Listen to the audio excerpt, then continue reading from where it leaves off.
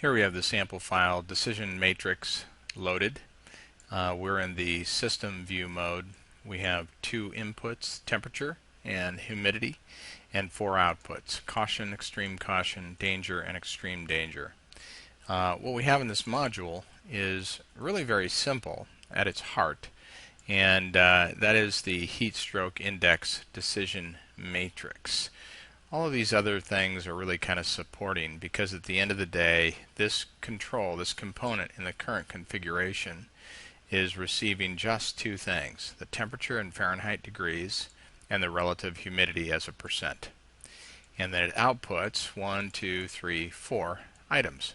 And essentially what it does is, if I just run the simulator here, is it takes in the temperature, and I have a kind of an intercept component here with an up-down control and on the temperature and the humidity, so I can manipulate those physically on in the simulator here.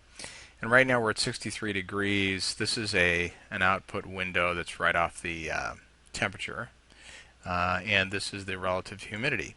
And so it's a caution symbol. But as I raise the temperature, I'm just clicking the up arrow key. You can see the caution is going to turn to extreme caution, and if I put the humidity up, it's actually probably going to go into even higher danger, and maybe even extreme danger at super high levels of humidity. If I bring this down, you can see as I manipulate these inputs, a decision is made inside this structure to give it one of the four warning indexes or warning levels. I'm going to go ahead and pause there, stop the simulation, and let's double click on this control and to bring up the properties dialog box. And here is the setup properties for that component. And the way these decision matrix components work is they take in on the y-axis your one of the values, and on the x-axis another one of the values, and you essentially set thresholds along those number lines to establish the ranges that are applicable. And where those ranges intersect is where the output is fired. Up here we have created, you can see as I click on this, it highlights those areas.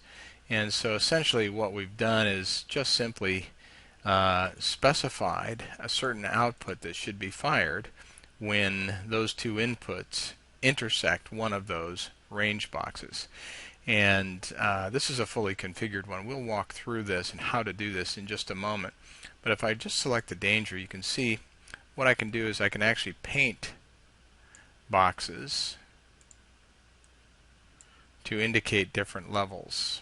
And now if I were to exit, those would be saved, and those outputs would be fired when the inputs intersect in those range boxes. I'm going to cancel so that doesn't affect that. And we will pause here and go into creating a control on our own. So let's talk a little bit about what's happening over here with these components here. What do they do? The decision matrix component is the one making the decision about the heat index. And let's just get this back to where it should be. Paint those back.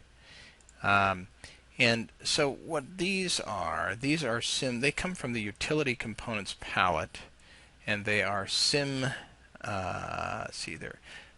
action message and sim action format. And what these components do is, if you're not familiar with them already, if I double click on this, I can specify what is said and what the target graphic element is. So when you add a graphic element to the screen, if you click on the graphics tab in the ribbon bar, press that button, you'll get a graphic element. Then you can resize this graphic element and double click on it and change the text in it if you'd like. And if I wanted this component, when it's triggered, to specify a message, I just do a right click in the center of that send sim format message and drag it to one of these controls. Right now it's signifying this control. And if I double click on this again, the message it's going to say is caution. So in other words, when this event is triggered, it will send its message, caution, to be displayed in this graphic element. And here, I've just put some notes here. I titled these message extreme caution because when this one's triggered, it sends the words extreme caution to this dialog box. Same here with danger, same here with extreme danger. What these are is kind of the same thing, except it's just a color. So I click on this, and it specifies a target graphic object for the background color to change. So when this event is triggered, it sends this color to this target. And you just do a right click on this, and you can format some graphic element according to that color.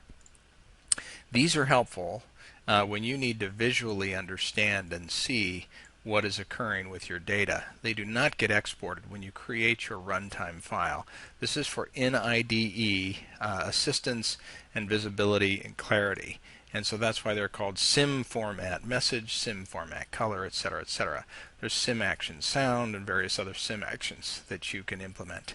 And again, they are fired on an event. And so I just simply, I send the result of these outputs to the output panel because I want to consume them. You can see they're right here at the outside of the module, and send them outside the AI system because I'll be using them in my export and my host application.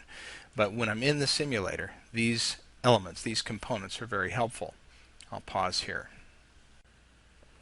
Okay, and now we're going to talk a little bit about what's happening over here. This is just simply a chart that takes in temperature and humidity, and you'll find the charts in the utility components. It's the integrated column chart. There are other forms of charts. You can just do a right click on any output and say show graph of output, and you'll get a chart, and that'll be dynamic as well.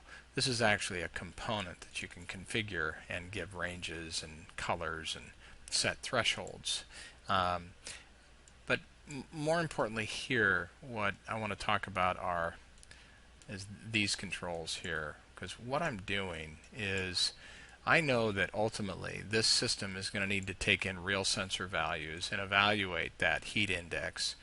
And so rather than take this external temperature directly to the temperature input on the heat stroke index table or decision matrix, I let it go through just a simple math component, an addition component, because what that allows me to do is to say this value plus this value is what I send in here, but I only add anything to it when I have this sim value button, and that's a utility component as well, and that comes from your utility components palette. That's a user button, user control button, and what that does is it enables or disables the pass-through component, which is from your simple logic components. And again, we're going to construct all this, and we're going to do it probably pretty quickly because it'll be pretty obvious what we're doing when we're adding these things to the screen. And so essentially I'm saying that there's going to be a pass-through kind of a enabler that will either add or not the simulated input that will come from the up-down control. And that's also from the utility components palette, and that is the user button up-down control. So when you drag these to the screen and then double click on them, you give them a starting value and an increment, and then when you use that up and down arrow when you're simulating, that increment will change. This one I think I've had to set to 2 or so, and you can see, or the increment is 1, and as I press the 1 up, it increases in value, and I press it down, it decreases in value. And I just have this be the value going into this pass-through control. Right now it's closed, but if I turn it on, I open it, you can see the value out is 58. If I close that, it's 0 because this prevents it from going through, kind of like a transistor. So these are useful if you want to intervene, so to speak, manually with a system that you know is ultimately going to receive dynamic data, and you want to see how it responds to various set values. And you can use these controls, and these are not exported when you export your AI system. These components, the addition, In the pass-through, they are.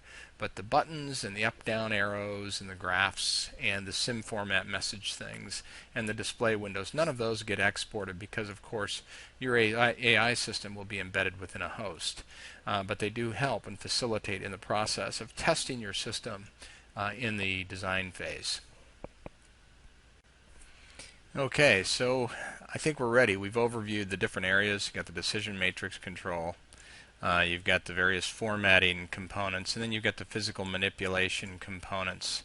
And then we have our graphic readout here. But really what we're trying to do is just build this component here so that we can ultimately consume that, that information, those decisions.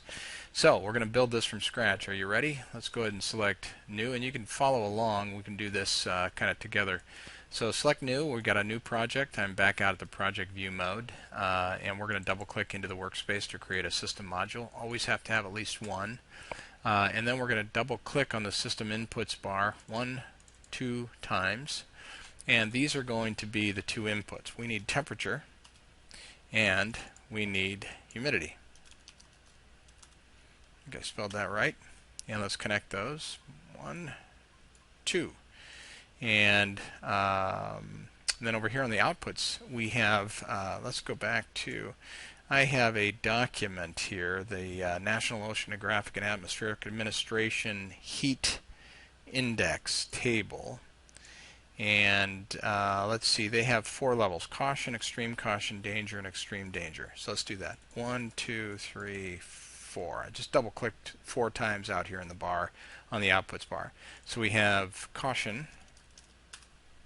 We have extreme caution, we have danger, and extreme danger. And these are just going to be Boolean values we're going to look for in the host system. And so what I want to do is just connect these. 1, 2, and I'm just doing a right click, hold, drag, and right to that open spot there. Not one of these guys, but right there. And then right there. Okay, and we're going to change these names too. So we've got those 4 values. We've got our module here, and we could change, just double click on that if you'd like. We don't really need to do that yet. Let's just go in here. Now we've got the module, we've got the 2 inputs over here. The information is going to flow from left to right, and we've got the 4 outputs over there. And we're going to double click now on the body of this module to go into the module. Now we're at the component level. And we know that because it says up here, module. We're in module 1, 2 inputs and 4 outputs. In fact, if we change the name of this, do a right click on that, module properties, change this to NOAA table. Now we double click, and you can see we're in that module here. Here are our 2 inputs, and here are the 4 outputs to that module. What we need, most importantly, is the decision matrix component. So go into the decision logic components palette. And if you don't see your palettes over here like this, what you need to do is go to View and the View tab on the ribbon bar, and right under here under the component palette, these are where you turn on and off the visibility of those palettes. So we want all 5 of them. There are 5 palettes, and they'll show up. And go into the decision logic palette, select decision matrix, drag and drop to the screen. That is a bare bones, no input, no output decision matrix. And it comes hardwired with an enable input, which by default is on, and 2 inputs because it's a matrix of decisions from 2 different inputs, and then 1 default output. And we're going to change that to 4 default, 4 outputs. And so normally we would just drag the temperature here to the input and the humidity to that input. But what we want to do is set it up so that we can intercept and manipulate those values in the design mode here. So let's go to our Math Components palette. We're going to add 2 plus components here. And we're then going to drag the external temperature to one of them and external humidity to the other one. We can rename this to temperature. And we can rename this one to humidity. All right, now we're going to connect those here and here. Now the inputs still say input 1 and input 2, and it will be important to know what these are. It helps us when we make our matrix in the inside. So for input 1, let's just change that to temp. And let's change input 2. We're just double clicking on this input right there, and we'll name this humidity. Okay, so now we have our 2 inputs, temp and humidity. And we're not going to worry about the arrows right now. But let's go into this decision matrix. And we do that either by right click and then choose properties, or double click on this component. Let's just double click. Here is the bare bones component properties dialog for the decision matrix. And what I'm going to do is pull up, I have a PDF file here from the National Oceanographic and Atmospheric Administration, otherwise known as NOAA, and their National Weather Service heat index table. And we're going to recreate this table. Notice down here, here are their 4 levels of caution, or of relative caution. And what I'm going to do is I'm going to mimic these. We're going to just we're going to create these outputs. Let's take this default output. Let's make this one, just select that, change edit to caution, and that output will be yellow. Then we're going to add a new one, and this one's going to be extreme caution. And this one is, let me pull this back up, I think they use kind of a light orange here, so let's do that. Light orange, that's good enough. And then we're going to add another one, and that one is going to be danger. Let's see what color they use for danger. It's kind of a darker orange. And we'll go here, let's grab that one. Okay, and then let's add another one, a final one for extreme danger. Okay, and then we'll do red, and that's fine for that one. Okay, so now we have our 4 outputs. If we were to exit right now, let's do that. You can see how our decision matrix just changed to caution, extreme caution, danger, extreme danger. We could actually hook those up right now to our outputs. So do a right click on that output, drag with your mouse, release. And that's the way we connect those. We can rename these things to caution. Yeah, a little bit redundant here, but that's just the way it is right now. We'll improve on that. Extreme caution. This one is the danger. Yeah, we'll in our next release we'll make sure those outputs change as soon as they're made a connection. Sometimes people don't want that though. Extreme caution, danger. Okay, now we're hooked up. Okay, but still we haven't set the matrix up. So let's go back in there, double clicked on that component. Let's pull up this table, and now we got to build it. Okay, and I'm going to pause here so that we can break this recording up into smaller segments. Okay, we're back. All right, so here's the decision matrix properties dialog box. Here is NOAA's heat index table, and you can see they have temperature across the top and they have relative humidity here. And that's basically what we have here. Here's temperature on the top and humidity here on our vertical axis. We just essentially want to create the same kind of matrix, the same kind of parameters they have here and here. And we will do that by simply setting ranges for these. So this is temperature here. Here is the threshold value ranges here. Let's take a look at NOAA's. They go from 80 is the lowest and 2-degree increments all the way up to 110. So this is going to be a little bit tedious. Let's do a couple together and then we'll speed the video up. So let's go in and let's edit this one, and we'll make that 80. That's where they start, so that's where we're going to start. Then we're going to add a new one that's going to be 82. Press enter. Another new one. Never mind the spacing, that'll all work itself out. 84. And another one. 86. Okay. And you can see what's happening over here. It's getting segmented. Let's do 2 more together, and then I will break the video and do them all without you having to sit through them. Okay, so there's 90. And we're going to do the same here for humidity. Let's get started down here. Let's go see what they have for humidity. They're starting at 40 and then going to 100. So, and it looks like 5% increments. So let's do the same here. Let's take that 0, select it, edit it, make that 40. Okay, now let's add another one at 45, another one at 50, another one at 55, and then we'll do one more before we break and do the rest of them on our own. 60. See what happened to our matrix over here? It started to segment these, and eventually we're going to have all of them from 80 all the way up to 110 and from 40 all the way up to 100, and we're just going to simply paint these values. I'm going to pause the recording. I'm going to go back and complete all of these up to 110, and then we will continue from there, and you can do the same. Okay, so now we're going to build this. We're going to start to paint this chart. Here we are. We have the boxes created, and now we just need to insert into them the decision to be made when that temperature and that humidity occur. If we bring the NOAA chart back up, we can see that it's going to be in this kind of configuration in terms of coloring, and we know that yellow is caution, light orange is extreme caution, danger is dark orange, and extreme danger is red. Now we also know that their chart starts at 80 and goes to 110. Our chart actually starts before 80 because we have to set that lower limit. But the decision matrix has to accommodate values that come in under that and are above that. So we're going to ignore everything in the 0 row and 0 column for now and fill this chart in. And what I'm going to do, because once I start selecting this, our visibility goes away for the NOAA chart. So I'm going to minimize this AI builder so that I can see everything at the same time.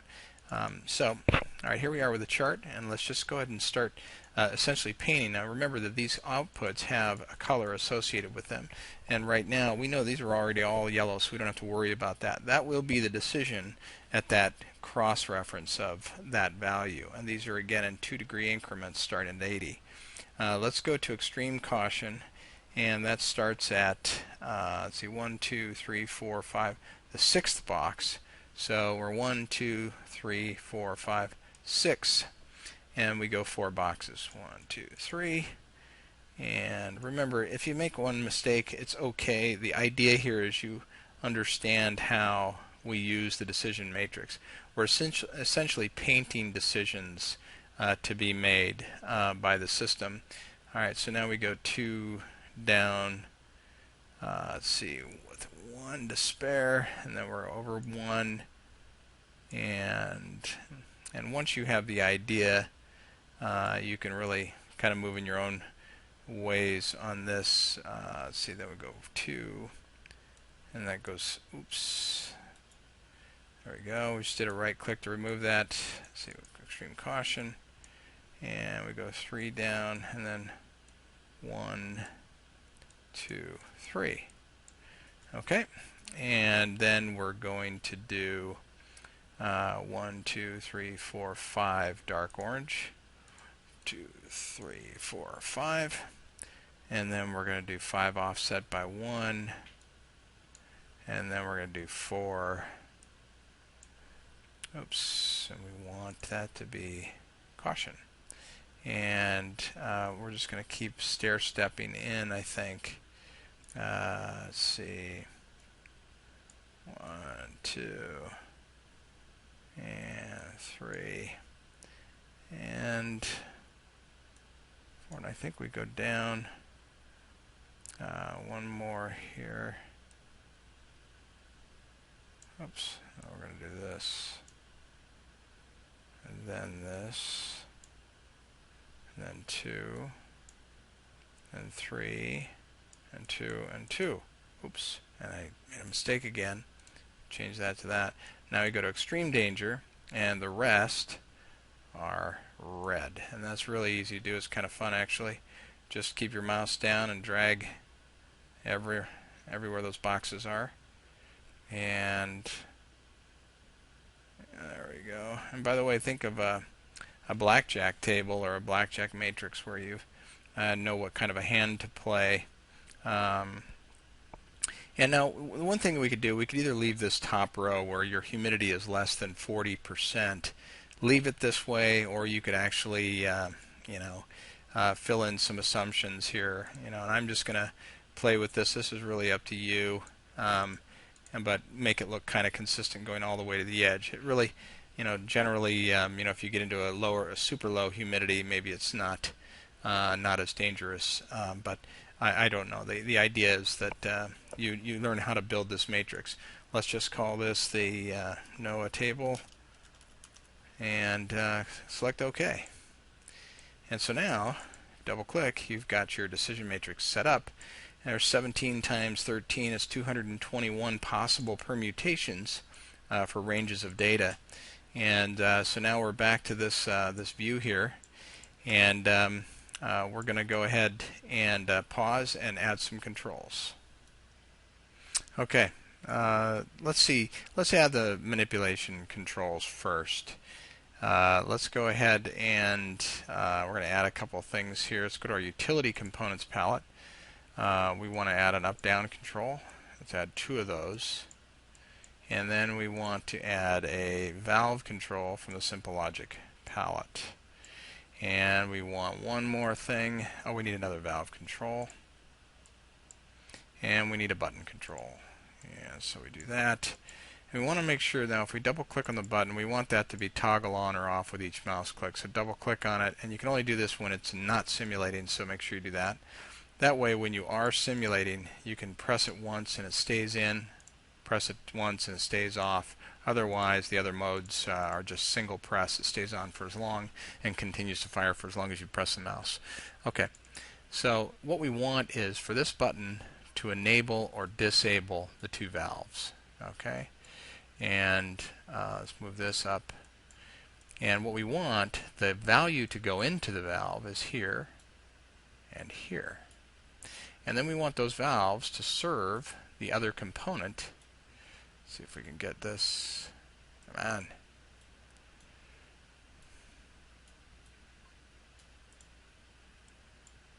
Okay. All right. So this is interesting to see. What has happened is the system is assuming that we are creating a circular reference, which is not the case. So a couple things you can do. One, just delete this component, the temperature component, and delete the humidity component. And now let's recreate those. Just go back into math, 1 and 2. And now let's go here and here and connect that here and here. And then we want to add these guys to the addition components. Okay, and if that was a little too fast, just replay the video. You'll see what I did. We essentially just told the system to disregard what order you think it is. We'll go ahead and delete those, recreate it, so that there can be no sense of a potential circular reference. And it's hard to explain why that occurs. We'll just accept it for now. But everything else is the same. So let's turn the simulator. By the way, these user up-down buttons, and let's double-click on the valves and get those back to where they were. That's temp, and that's humidity. And we've got the valve working. And we want to double-click on the up-down control. This is temp. And the starting value, will have that be a nice, comfortable 70 degrees, and the increment 1 is fine. And this one will be humidity. And we'll start out at 50%, and we'll let that be 1 increment. And these are going to stay 0 until you turn the simulator on, and then they actually assume their values. And you can see that this is closed right now, and so the value going in is 0 plus 0. But when I push this button, watch this value change. So now that value is going through the valve, which is now open, and it's going to the input, and so you can see the output is 70 and 50. So we've essentially intervened in the flow of information to manipulate it. And if we press this button, you can see how that value changes. Now if you want to see this value a little bit larger, do a right click on it and do show value window. Do right click on this one, show value window. And you can change the name of that by double clicking on it, and we call this temp. And we double click on this one and we call it humidity. And this is just a way to visualize data, and these are still pretty small, so just select it and make it bigger, select it and make it bigger, and you can reduce the precision on that, and you can add a suffix like degrees, for instance, and then this is let's reduce the precision and have this be degrees. Oop, I think I have it the wrong way. This is probably caught that, didn't you? Percent. Alright, okay. So there we can at least see what's going on now. Now when you use your up-down controls, you can see it go up and see it go down. Okay, and you can change these to what you what's best for you. But the idea is that as we work these, we can test our system. So let's watch the values change. So as the humidity goes up, let's get the temperature a little higher here. You can see we're in danger zone.